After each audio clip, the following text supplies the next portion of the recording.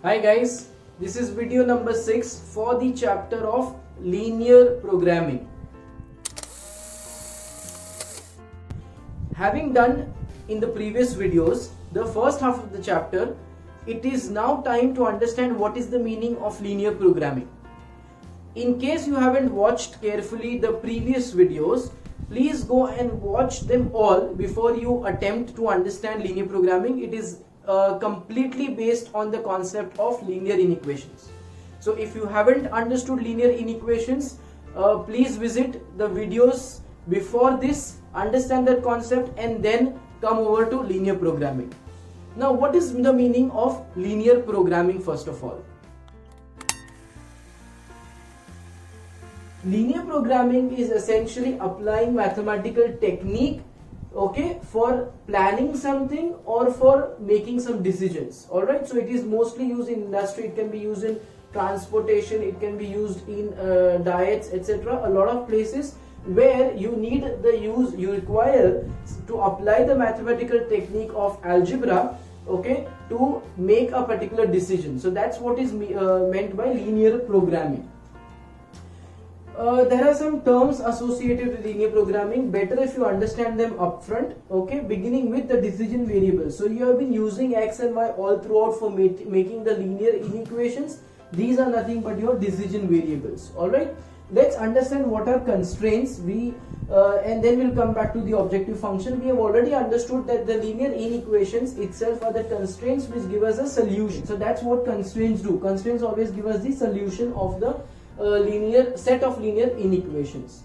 So that is what I've written, constraints, linear inequations. Then we understood that there are some additional constraints which are the non-negativity constraints. So these make sure that the answer stays within the limit of the first quadrant. We have only positive answers because now we are doing real world problems. It is essential to have positive answers, right? So x and y, for example, might represent some quantities. So they cannot be negative, and therefore this will be taken care of by the non-negativity constraints. Now, at the end, in the previous video, we understood that constraints plus non-negativity constraints would give you something called as a feasible solution. The feasible solution still is a region. It might be closed, it might be unbounded, but it is still a region.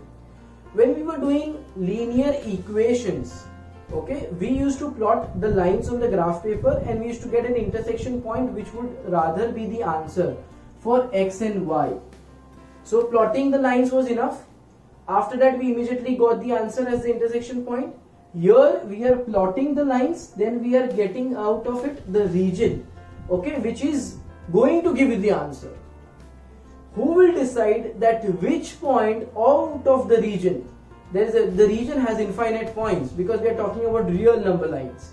So out of these infinite points, which point or which values of x and y are actually the solution? Because now if I'm looking for using mathematical techniques to solve a real life problem or for some decision making, I need to have not the region as an answer but a particular value of x and y, and you have seen this in word problems in linear equations, right? So we need to have values of x and y which will help you to decide, go ahead with that particular solution. That is taken care of by the objective function. It adds ideally a purpose to the feasible solution, okay, with the help of which you determine exactly which x and y has to be selected. So it is a linear function which is to be optimized. Understand that out of the region, to get the answer for x and y, you require the objective function. It is ideally just a linear function, something like 5x plus 2y, for example. That is what is meant by the objective function. It is going to add a purpose, okay, to your problem, and this is also the function that you will be optimizing. Okay, इसी के लिए हम लोग sum solve कर रहे हैं. 2, 3 and 4 when combined they form what is called as a linear programming problem. So linear programming problem is nothing but a problem which is constructed out of the objective function, the constraints and the non-negativity constraints. That's all. So that's what we will try to get as part of the formulation That's what we are going to solve as part of the solution. So you're going to see this now in the remaining half of the chapter. When we discuss the meaning of linear programming, we inadvertently used some words which were actually applications, where I said that linear programming is used for decision making, example in manufacturing, example in diet, example in transportation. These applications are actually converted to the types of the problems that we will encounter in the scope of this chapter. So we will have problems which are based on manufacturing.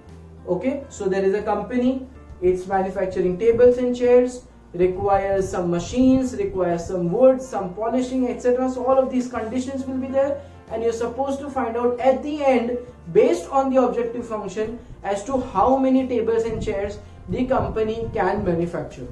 There can be diet related problems. So there is a patient who might require some particular calcium or carbohydrates or protein requirement, and some food ingredients or some tablets have been assigned to that particular patient. So depending on the quantities of calcium, carbohydrates, proteins in these particular food ingredients, what should be the consumption for the particular patient to meet his minimum daily requirement. Next, transportation related problems. So we have very real life problems here. You are going to a particular from a particular source to a particular destination at a particular speed. Now speeds can fluctuate during the journey, right? The petrol consumption will also vary, and based on the speed, the mileage, okay, the utilization of petrol will also vary.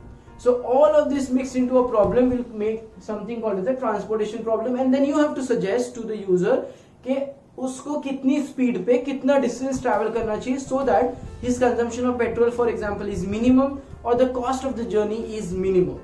Okay, then we have investment related problems. So you have two places, two banks where you are investing. There is a particular rate of interest and interest that you're getting from the bank, and you have to decide as to how much amount goes where. Finally, we have advertising related problems. Not much of this in our portion, but this is entirely how linear programming is going to look like. This is the terms associated with it. Okay, so you need to understand what all components you will encounter and in what ways. That is the types of problems.